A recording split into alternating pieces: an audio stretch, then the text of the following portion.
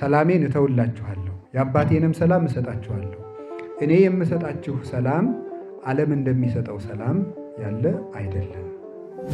በሰዎች ላይ ተንኮል አለመስራት፣ ሴራ አለመሸረብ፣ ያ ለእኛ ሰላም ይሰጠናል።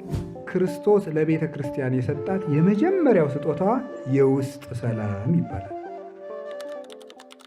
እናንተ የጽዮን ቆነጃጅት ሆይ ሰሎሞንን ዘውድ ደፍቶ ታዩት ዘንድ ውጡ።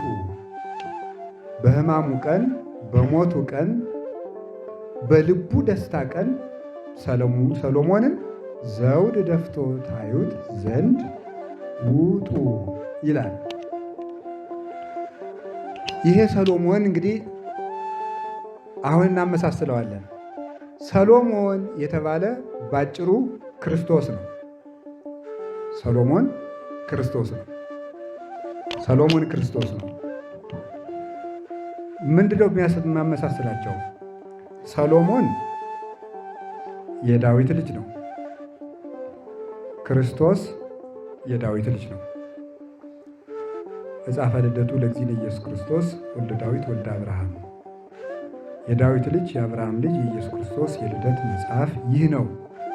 ተሳሃለን እግዚኦ ወልደ ዳዊት፣ የዳዊት ልጅ ሆይ ይቅር በለን እንዲል ማለት ነው። ስለዚህ የዳዊት ልጅ ነው። ሰሎሞን ዳዊት ከእግዚአብሔር ጋር በታረቀበት ወራት የተወለደ ነው።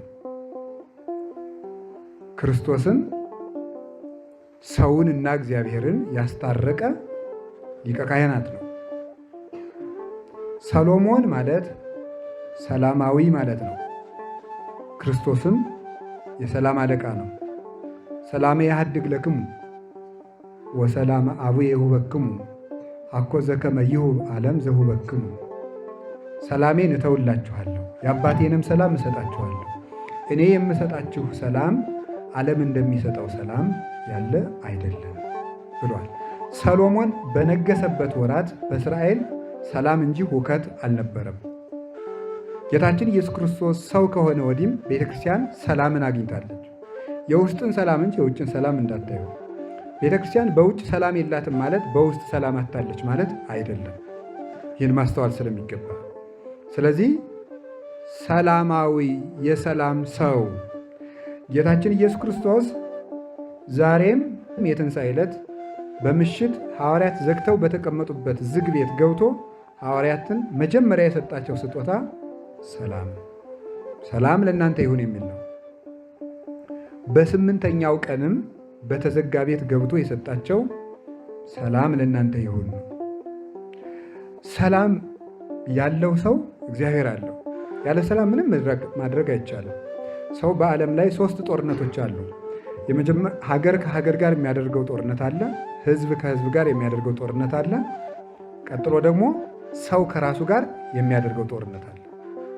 ሰው ከራሱ ጋር በጣም ክፉ ጦርነት ሰው ከራሱ ጋር የሚያደርገው ነው።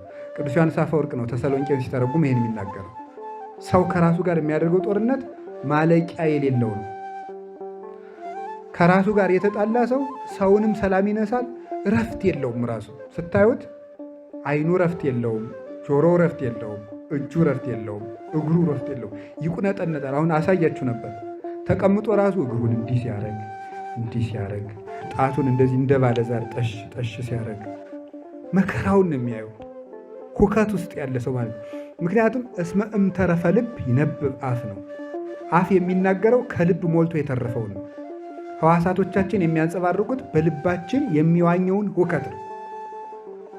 ህድአት የክርስቶስ ልጆች ምልክታቸው ነው። አይቸኩሉም፣ መከራም አያናውጣቸውም። ሰዎችን የምትለኩበት 2 ነገር ነው አይደል? አንደኛው ደስ ሲላቸው ማየት ነው። ደስ ሲላቸው ጭንቅላታቸውን ዕቃ እየደፉ በሚሮጥ ደብረ ሞጊና የሚባል ገዳም አለ። በሰሜን ጎንደር ውስጥ ነው እና ቀድሞ በዚህ በጎንደር ዘመነ መንግስት ነገስታቱ እዚያ እየሄዱ እየተማሩ እንዲመጡ ይገደዱ ነበር። ልጆቻቸውን ይልኩ ነበር እና አዲያም ሰገድ ኢያሱ ልጃቸውን ደብረ ሞጊና አስተምራችሁ ስደዱልኝ ብለው ይሰጧቸዋል ለገዳሙ። እዛ ልጁን አስተምረው ዳዊት ቃለ እግዚአብሔር ስርዓተ ቤተክርስቲያን አስተምረው ሸኙ። ከከተማው ሲመጣ ሰውየው ንጉሱን አባቱን ሲያይ ናፍቀውታል። ሮጬ አባቴን እስማለሁ ሲል ዕቃ ደፋ። ምንድን ነው ያስተማራችሁ? ዳዊት አስተምረነዋል፣ መጽሐፍ አስተምረነዋል፣ ስርዓት አስተምረነዋል አሉት። አረማመድ ካላስተማራችሁ ትዕቢት ነው ያስተማራችሁት። ዕቃ ደፍቷል እኔ ሊስም ሲመጣ ደስታውን ካልተቆጣጠር አልተማረም፣ መልሳችሁ አስተምሩት ብለው ወደ ገዳሙ መልሰው ሰደዱት ይባላል።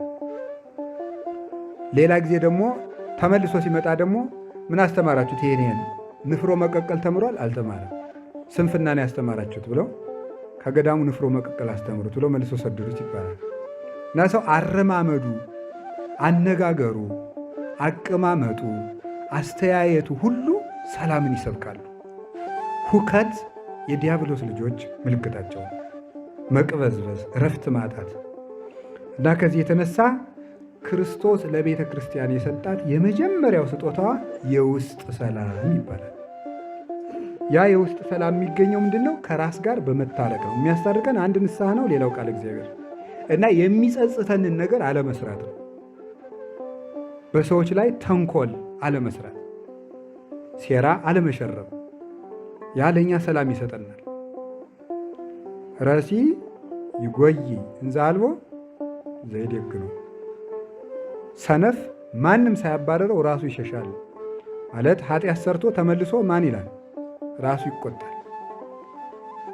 እንዲሁም በሕግ ትምህርት ቤትም ይማሩታል። በነገራችሁ ላይ ፖሊሶች መረጃ ሲሰበስቡ ሌባውን ከሚያውቁበት መንገድ አንዱ ፍርሃቱ ነው። ፍርሃቱ ሲፈራ መረጃ ለመደበቅ የሚያደርገው ጥረት መረጃ እንዲያወጣ ያደርገዋል ይላሉ። እና ፍርሃት አንዱ የሌብነት መታወቂያ ነው። መቅበዝበዝ እና ድሮም እኮ እናቶቻችን ሕፃን ሆነን እንደው ከጎረቤት ዋሽተን ምናምን እንደመጣን ከገመቱ ለዚህ አድርጎ እንትና ምናምን እስቲ አይን አይኔን እያየ አውራኝ ይላል። ውሸታችን ስለሚታወቅብን ማለት ነው። ስለዚህ ሰላም ሰጠ።